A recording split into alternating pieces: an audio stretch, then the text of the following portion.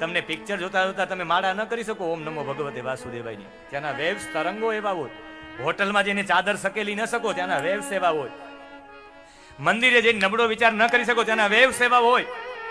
કહેવાનો મતલબ છે યજ્ઞ પરંપરા વૈદિક પરંપરા છે, પહેલેથી ચાલી આવી છે. આજે નાસાવાળા યજ્ઞ કરે છે, આપણે યજ્ઞની શું જરૂર, ખોટા ઘી હોમી દેવા. ઘી હોમવાની વાત નથી, લોકો સુધી આ એકદમ દ્રવ્ય પહોંચાડવાનું છે. આખું અર્ક, દુનિયાનું અર્ક બધા લોકોને મળે, મને એકને નહીં, આજુબાજુમાં રહેવાવાળી તમામ જીવાતોને મળે. એ બલિષ્ઠ બને એટલે સૂક્ષ્મ જીવાતોને બલિષ્ઠ બનાવવાની પદ્ધતિ એટલે યજ્ઞ છે. એકનું નહીં, સૂક્ષ્મ જીવાતોનું. આ બાલ વૃદ્ધ જનિતા નામ વિચક્ષણમ મંત્રણમ ઇતિ યજ્ઞ.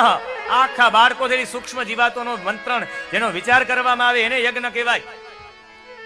આ યજ્ઞ ટકાવવા માટે ઋષિઓએ પોતાના લોહીનું પાણી કર્યું અને પોતાના હાડકાનું ખાતર બનાવ્યું છે.